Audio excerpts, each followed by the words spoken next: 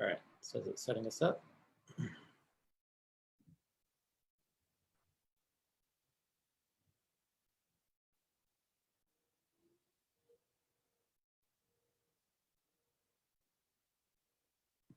Okay, we are live. Welcome everybody to this week's episode of the Innovative Schools podcast. My name is Robbie Lamb, and our guest this week is the wonderful Tracie Berry-McGhee. Tracie, thank you for joining us today. Thank you for having me, Robbie. How are you? How are things going? I'm great. It's a Wellness Monday is what you call it, I believe. Is that right? Yes, it is. Wellness Monday. And it's a good day. It's a good day to be here. It is a good day to be here. So Tracie is going to be presenting a 3-hour pre-conference session at our Innovative Schools Virtual Summit. Her session is on August 6th. If you want any more information on how to attend her pre-conference session or the virtual summit overall, you can visit innovativeschoolsummit.com for more information on that. So as I mentioned, our guest today is Tracie Berry-McGhee. Tracie founded the Sister Keeper Empowerment Center in St. Louis 12 years ago with the mission of inspiring and developing the mind, body, and spirit of young women. Tracie's a counselor, an author, a speaker, and a poet. She's got a lot going on, and we're so glad she could be here with us today. Thank you. Thank you. You know, it's really been a journey to continue to do the work. And I have to continue to update my bio. Literally, this is our 18th year now. So I think when we started, I know exactly where you got that information. When we started working with with AccuTrain, it was 12 years ago. Now we're at 18. So it was what, 12, 18. So what, 6 years later, we're still here. So yeah, this is our 18th year, Robbie. So I wanted to have you on this week. Last week, we spoke with Robert Jackson. I believe you know Robert. Yes, awesome. And motivation. Yes, ma'am. And the theme of our conversation with Robert was how educators can relate to Black and Latino males in their classrooms. And I wanted to have you on this week. You work primarily with girls on issues of empowerment, self-assurance, self-image, all kinds of things like that. So that's going to be the topic of what we talk about today, is how educators can sort of help girls developmentally sort of have positive self-image in the face of all the negative stereotypes that are in culture and music and art. And that's going to be what we talk about today. But before we get into that, I wanted to ask you, I know you're very passionate about this line of work. You have a nonprofit that works in these areas. What drove you to want to work with young women in particular? Well, you know, first off, I'm a licensed therapist. And so I have this passion about working with women and girls. In my private practice, that's all that we serve. And it was, for me, going back to the fact that I dealt with issues of self-esteem growing up. I encountered being bullied, and I had to realize that I needed to develop a tough skin, and I didn't always have the tools to do that. And then becoming a mother and seeing that my daughters were experiencing these issues, and I just said, you know what? It's really important that our girls see themselves and see ourselves in a positive light. So as a therapist, I wanted to have a platform where we could see each other from a wellness perspective, where it's prevention, it's intervention, and it's awareness. And so we started doing our Sister Keeper circles literally in my basement with girls in the community, because you've got to start at home first. And at the time, like I said, having 2 daughters at that time, dealing with some bullying issues, not being able to see themselves, I thought, you know what? We got to work with our girls in the community. And it went from community-based to school-based, local, national, global, and it continued. But it definitely started because I had issues myself, and I had to overcome those. Awesome. And I was reading one of your books in preparation for this. You've written several books, and one of them you cite a statistic. I want to make sure I get it right. You cite a statistic that says girls feel less confident entering junior high than they do in elementary school, and they continue to feel less self-assured each successive year. Yes. And so, and conversely, the statistic also cites boys they get more confident as they Yes. matriculate through the school system. Girls, it seems like almost the inverse is true. And so some of these, the way it manifests might be fairly obvious, but I know you have your feet on the ground. You work with girls several times a week.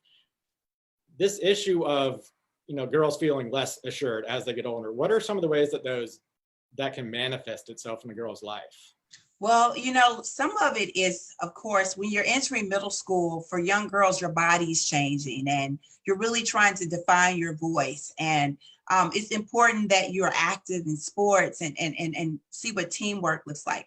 But girls are very, we look at each other and sometimes we're kind of mean. And we've all seen the shows, the Mean Girls, social media, where we can be very spiteful towards one another. And this is a time where girls are really trying to truly see themselves. And so this is why you see it during that middle school age, because this is when girls are really starting to like boys. And it's a huge issue. And so for me, I think it's important that we really start looking deep inside. I'm always talking about girls journaling. As you know, all of my books are interactive. And I thought when I first started that I would work specifically with middle school girls because those numbers increase. But what we're finding is that social emotional learning piece, that relational aggression piece, we need to start with our elementary school babies because it starts as early as preschool, Robbie, where girls start that you're not going to be my friend. You're not invited to my birthday party. We see this personality factors show up very early on, and it continues to peak from elementary, middle to high school. And you mentioned social emotional learning there. And another reason that I thought it would be timely to have you on now is obviously with schools having to shut down due to COVID and, a lot of the conversations we're having as a country right now regarding race relations and George Floyd and so on and so forth. Whenever we get back to school, whether that's virtually or in person, students are going to be coming to school, not just having not been in school for 6-8 months, they're going to be coming to school with a whole new set of traumas, a whole new set of like emotional difficulties that a vast majority of which I would wager, over 90% of these children have had no access to mental health professionals during this time. Right. And a majority of their parents have not had that either. Right. And, the more I'm thinking about this, the more I've sort of realized it doesn't matter if a teacher necessarily wants to talk about these issues or knows how to talk about these issues. We're going to have to be prepared to talk about them in some way, shape, or form, regardless of whether we want to or we're prepared to. Yeah, you're absolutely right. We need to be prepared because our kids have dealt with a lot of trauma. As adults, we all have. And this is a time from an education perspective. A lot of the conferences and we've been on Zooms this whole couple of months talking about social justice and how education needs to shift and how important it is for us to have some courageous conversations. And this is why social emotional learning can't just be like an after school program. It's going to be something that we have to incorporate with everyone. It's not going to just be about the teachers. We have a very vulnerable population when you talk about our kids who are literally sitting in front of screens, just watching things over and over again. Are they desensitized to it? Some of them are. Are they being numb to it? Some of them are. But then you have a group of kids that really want to do something and have a voice. And this is why we have to have platforms and incorporate the social emotional learning piece, that wheel of looking at the complete child and parent. So we all are going to have to come together. And so when you look at that social emotional wheel, we're talking about self-awareness, self-management, responsible decision-making, social awareness, relation skills. We have to build on all of that. And oftentimes we're just not doing it when it comes to the kids. We're just allowing them to talk to one another and they don't have all the answers. And, I don't know. I remember growing up in a society as a young woman where kids were to be seen and not heard. In today's society, we need to make sure that, they understand that we do see you and we want to listen to you. I talk about the love principle all the time, and it's important that we listen to our children. Mm-hmm. I'm wondering, like, as I stated, I know you do a lot of one-on-one counseling. And in addition to a lot of the forces and the influences that are kind of working against young girls in society in general, like I said, music, magazines, TV, Yes. movies, I mean, bombarded with it. Even in the checkout line at the supermarket, there's just all this information about this is what you should look like. This is how Right. you should dress. Girls have to deal with all of that.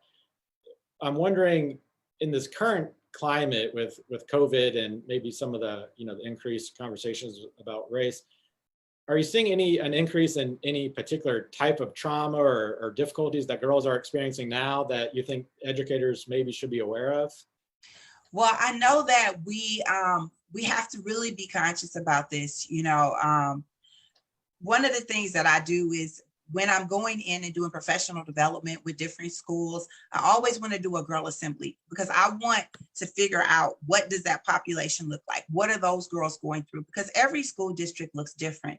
But at the core, at the basis of it all, we're all girls. All the girls have a lot of similarities. And as you can see, all over the world, girls are doing TikToks.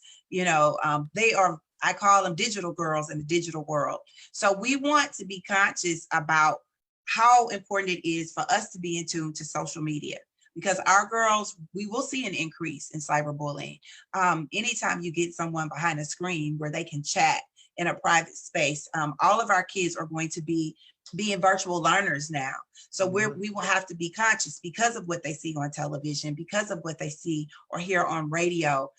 Everybody wants to be the next Instagram famous girl. And so they do have models of negativity. So as educators and parents, we have to be in alignment and show them what it looks like to be positive and put out positive content.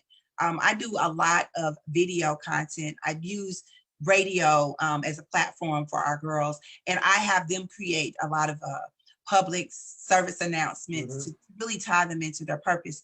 Because I believe that if we constantly allow them to express themselves in a positive way, then they'll use these platforms in a positive way, whether it's writing, creating art, speaking, finding a way to create even a TikTok that's positive.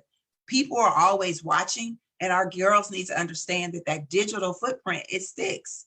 And we have to be more conscious of that. So we are going to have to talk about what that etiquette looks like when we're on the screen.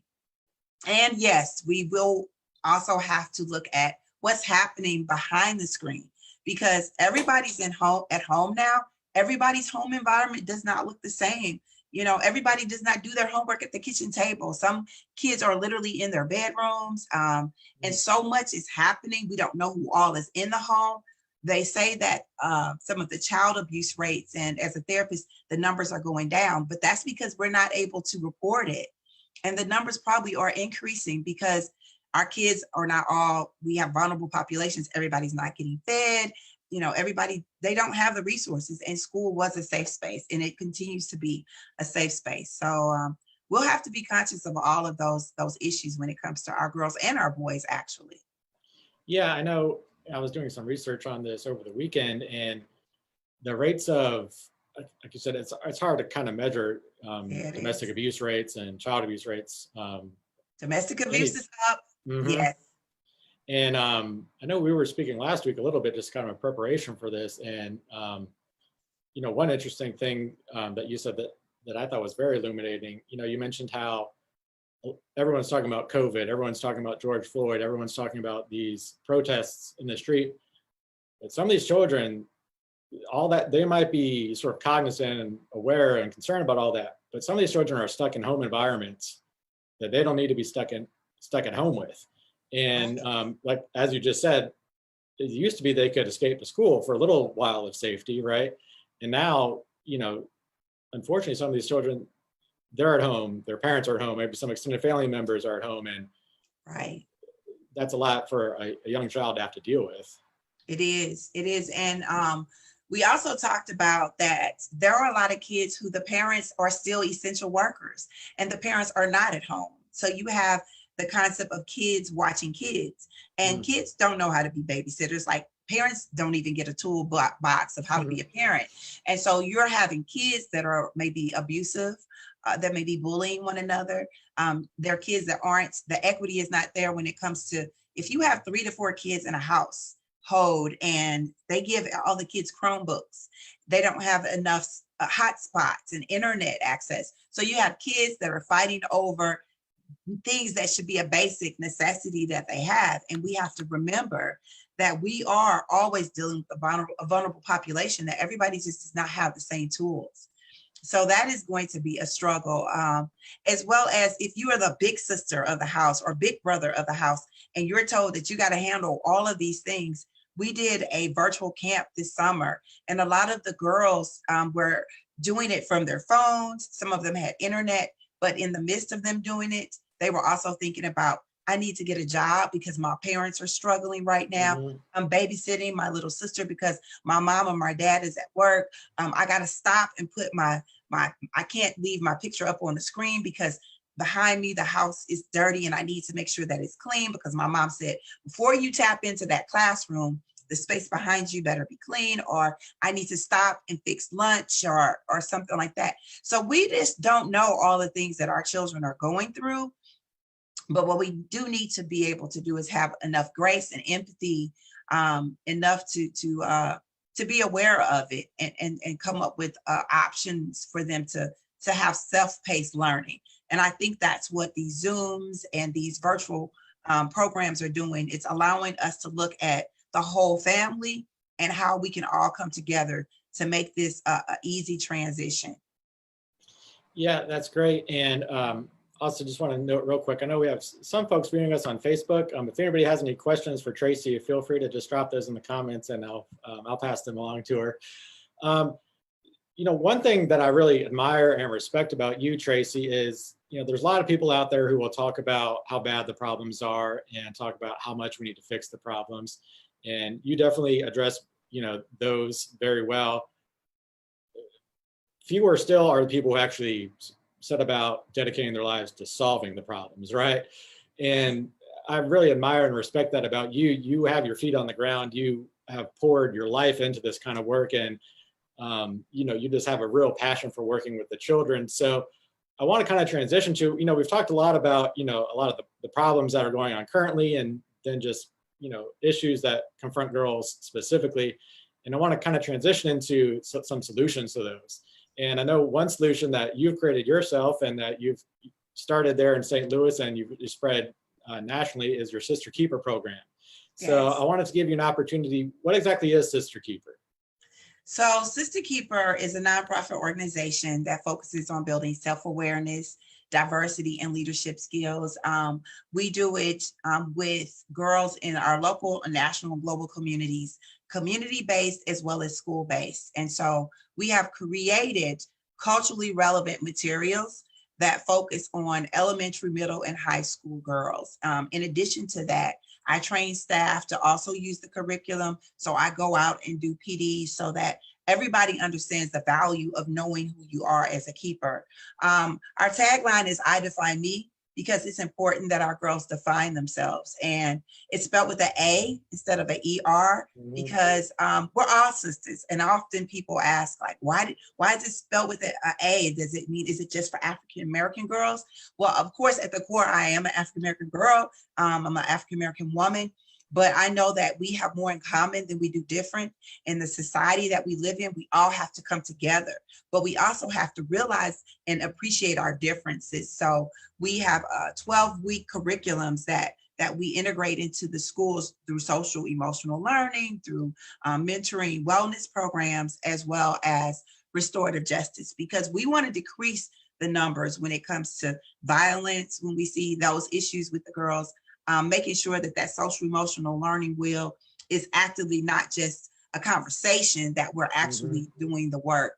And, during the last couple of years, we go into different schools, and different schools actually purchase our curriculum and implement it as a circle that they do once a week. But due to the pandemic, we've had to shift. So we created an online university platforms where schools can now integrate the kids to a safe space where the girls are actually able to go online and get the product online, but also we offer a virtual component. And it's really been working out well because our girls normally they're SEL girls, they're digital girls, they're used to getting online. But we also need to see each other and have some courageous conversations in a safe space.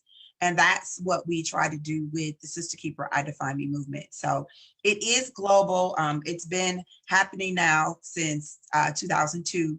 I am in St. Louis, Missouri, so we have a variety of different districts. I specifically am in the Ferguson-Florissant School District. So when a lot of things happen here in Ferguson, we had to make sure that we had a safe space for our girls to talk about, not just personal issues, but the social justice issues that it doesn't just impact the boys, it impacts the girls, it impacts our entire community. And we realize that this is something that is now, of course, impacting the world. So we have to know that you have to be a keeper to yourself. So that's the Sister Keeper concept, is that I'm not just a keeper to myself, but I'm also a keeper to my local, national, and global community. But in the midst of that, academic excellence is important, self-awareness is important, and community engagement. So every girl that's a part of it, they get a band, they get a journal, they get t-shirts, they get all kind of products to build on self-efficacy, and they get to have a mentor that they connect with, because we all need someone to connect with. Mentoring is so important. And we see that there's a decrease in the relational aggression that happens, and it's truly beneficial. So it is my purpose. I feel like it's why I am here. And I'm going to continue to do the work because leaving a legacy, I've seen the benefits for myself in knowing that we can see content that looks like us and that we all can benefit from.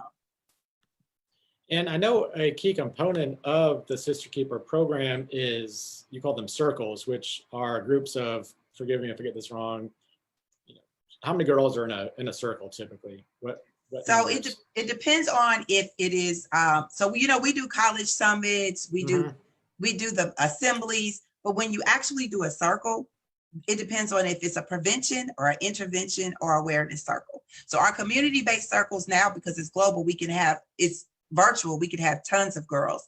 But if it's within a classroom setting, if it's intervention, we typically have 10 to 12 girls, because as we said earlier, girls can be a little catty sometimes. And the more girls you have, some of the girls that are not as verbal, that maybe need to express themselves through our journaling, they may lose their voice. So we make sure that we have small groups of maybe like 10 to 15 girls. That's if it's an intervention group. If it's a school that has some problematic issues and the girls have dealt with some trauma. But if it's a prevention group, you can do up to like 20 girls, a classroom full of girls. But you need to make sure you just follow that curriculum so that every girl has an opportunity to use her voice. And I've at some of the innovative school summits that you've been at, you kind of demo what a circle looks like. So you'll call up 6 adults from the audience, and you'll kind of sit them in a circle, and there'll be some kind of a prompt for them to discuss, for like 1 minute a piece or something like that, as this kind of small demonstration of what these look like. And even in that setting, everybody gets a few minutes to share. We're all educators, we're all adults. Just a brief kind of glimpse into what a circle is actually like. It's extremely powerful. Yes.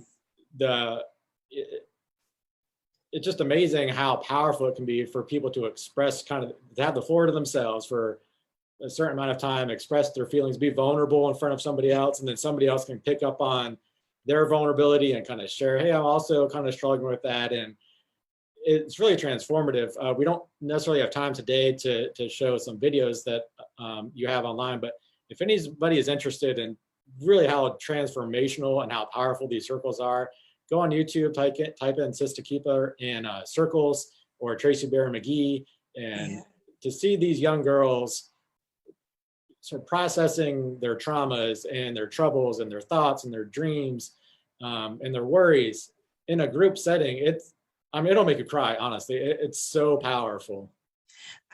One of the things that, thank you for that, Robbie. One of the things that I feel is so important is that we offer a safe space. I grew up in a community where a lot of times the community that I grew up with, and it was a struggle. I'm very open about talking about how my mom was a teen mom, and I had to go to a school on the other side of town, and my safe space was the library. And so I fell in love with poetry and journaling and writing out my feelings and my thoughts.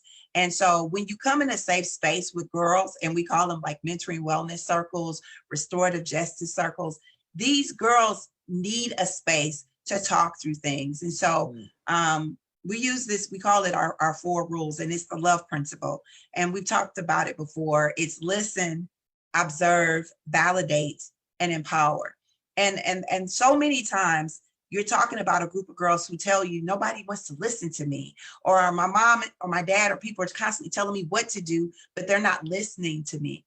So to be in a space where everybody is tuned in and everybody has a voice to listen, that's social emotional learning. That's being self-aware of who you are and defining your voice. The opportunity to observe one another and look at our nonverbals. This is something that we really will be in tune with when we do our virtual learning, because we get to see, is a person smiling, if there's someone that's in the room, if a person's not can't be their true self because there's someone in the room. We will have to really be in tune to what social distancing looks like. Because, at first it may have been through the phone, but now we can't even be in the same space. So we really are going to have to observe everybody's nonverbals. And then the validation. We go in the chat rooms. I see you. I hear you. Let me answer this question for you. We need to affirm one another and validate that we understand each other. And that's what those groups do. They affirm. And then we allow the girls to know that we all have to come together. And that decreases some of the violence in the schools that we see a big push out when it comes to, especially with African-American girls. And there's documentaries out there that talks about that. People looking at each other and judging me because of my hair or the clothes I wear or my features.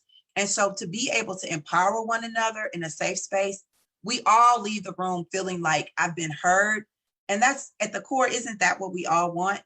And so that's why it's transformational, not only for the girls, but even as educators, because educators need this space to deal with some of the issues and the mindfulness tools that we need in schools on a regular basis as well. And you touched on a little bit there how these circles and your program can really help alleviate a lot of the relational aggression, right? And provide girls a healthy outlet for maybe their frustrations that, if they're not addressed in a healthy way, can manifest themselves in very destructive ways. Well, yes, it will. And you will definitely see it. Oftentimes I talk to educators about if you ever had to break up, boys and girls' brain development is totally different. And that's what I love about when you go to the AccuTrain conferences, you get to see all these different experts talk about what it looks like to be able to not just look at the problems, but come up with solutions. But the brain development of a girl is very different from a boy. Boys might fight and say, okay, you won, it's over, it's a wrap. We're going to ruminate over this, and I'm going to get you back again, and I'm going to get you again and again and again. And I'm going to use relational aggression to bring all of my friends in, and we're going to alienate you. And we're going to really make you feel pretty bad about it. And so, yeah, it's a time where we have to look at how do we overcome those issues, because it's going to continue to increase. And this is a way to do it. And I know you, I was wondering, just to kind of get a little bit better idea of what happens in these circles. I know you have several kind of prompts and ideas that you kind of cover in each circle, but just real quick, just so people watching can kind of get an idea of what happens in these circles, can you maybe offer like a few examples of what kind of prompts you might use? I know one of my favorites, it's on YouTube, I highly recommend anyone look it up, it was Valentine's Day, and you asked the girls to write a Valentine's Day letter to themselves. And that one was very powerful. That's one that I know of, but what are some other examples of things that you kind of use in these circles?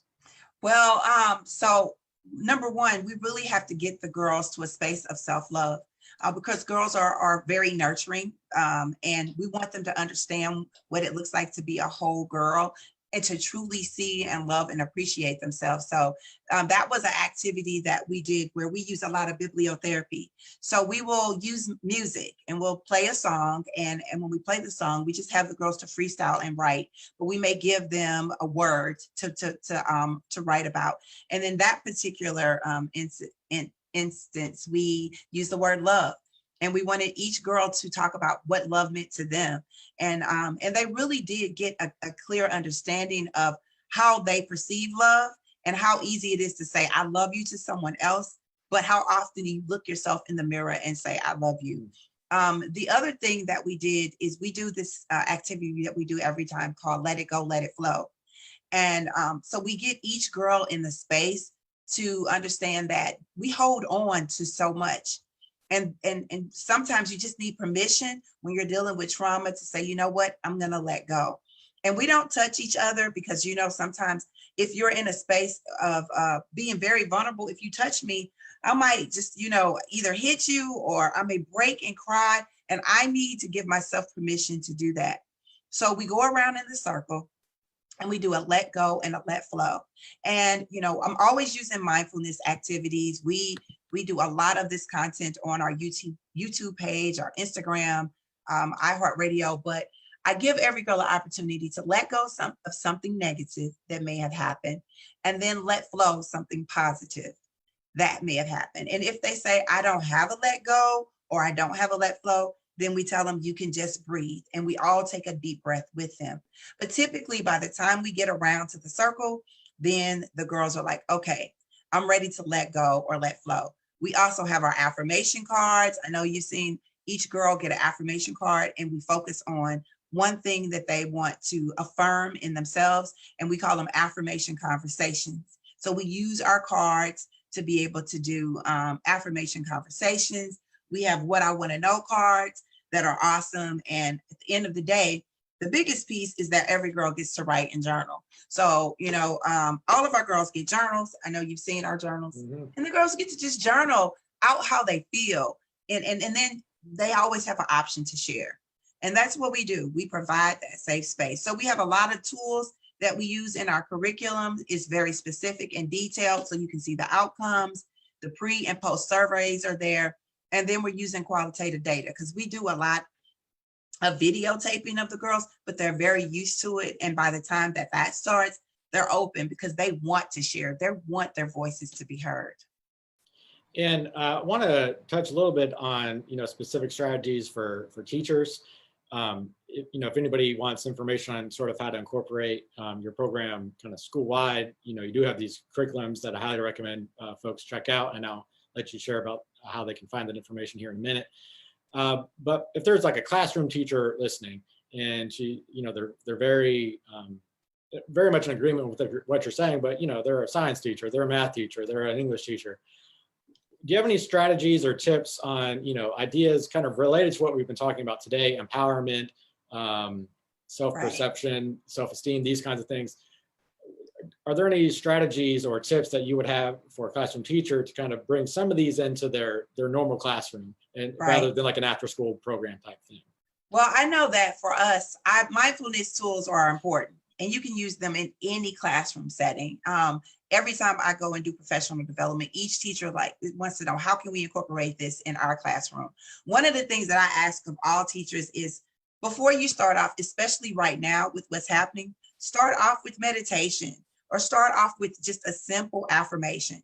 With our affirmation cards, as you know, Robbie, we have a pledge that all of our girls do.